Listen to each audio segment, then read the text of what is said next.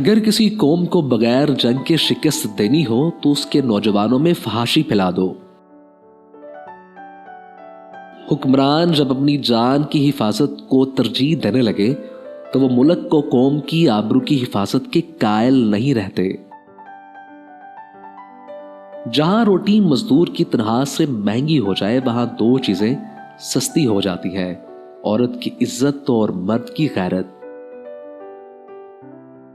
سلطنت اسلامیہ کی کوئی حد نہیں۔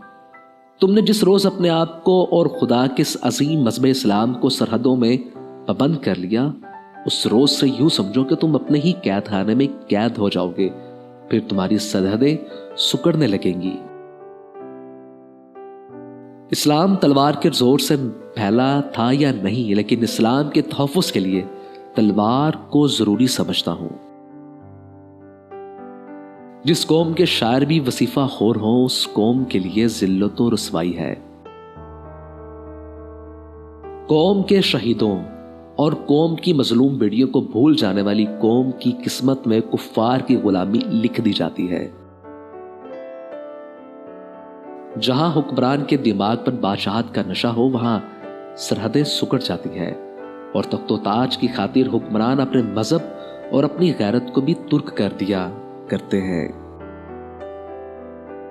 غداری کی سزا اسے دی جاتی ہے جو ملک اور قوم کی جڑیں کاٹے اور دین کے دشمنوں کے ہاتھ مضبوط کرے۔ ہاں، حکمران خود ہی اس کا مجرم ہو اور وہ غدار ہے اور سزا کا مستحق ہے۔ قوم کا ہر فرد اپنی جگہ بادشاہ ہوتا ہے، کسی بھی شخص کو قومی وقار سے محروم نہ کرو۔ دو قسموں کی لعنتوں سے بچو، مایوسی اور ذہنی عیاشی۔ انسان پہلے مایوس ہوتا ہے اور پھر ذہنی عیاشی کے ذریعے راہ فرار اختیار کرتا ہے۔ اسلام کا سر بلند دیکھنا چاہتے ہو تو دوست اور دشمن کی پہچان کرنا سیکھو۔ مجھے یہ نظر آ رہا ہے کہ دشمن ملت اسلامیہ میں غدار پیدا کرتا رہے گا، اور وہ دن آ جائے گا جب غداروں کی گردنیں مارنے والے دشمن کو بھی دوست کہنے لگیں گے۔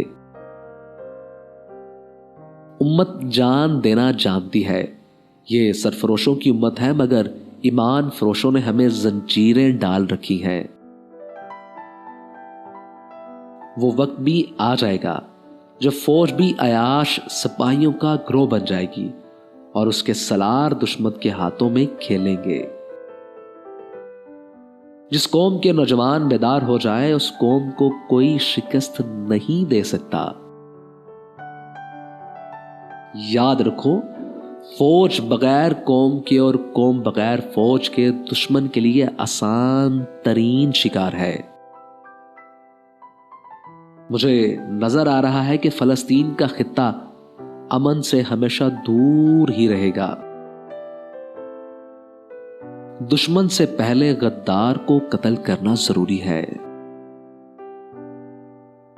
ایک جاسوس دشمن کے پورے لشکر کو شکست دے سکتا ہے اور ایک غدار اپنی پوری قوم کو شکست کی ذلت میں ڈال سکتا ہے۔ باوقار قوم کی طرح زندہ رہنا چاہتے ہو تو اپنی روایات کو نہ بھولو۔ دفاع کا بہترین طریقہ یہ ہے کہ تم دشمن کی سوچ سے بھی پہلے سے دبوچ لو۔ دوستو، اگر آپ کو یہ ویڈیو پسند آئی ہے تو ویڈیو کو لازمی لائک کیجیے گا اور میرے چینل کو لازمی سبسکرائب کریں۔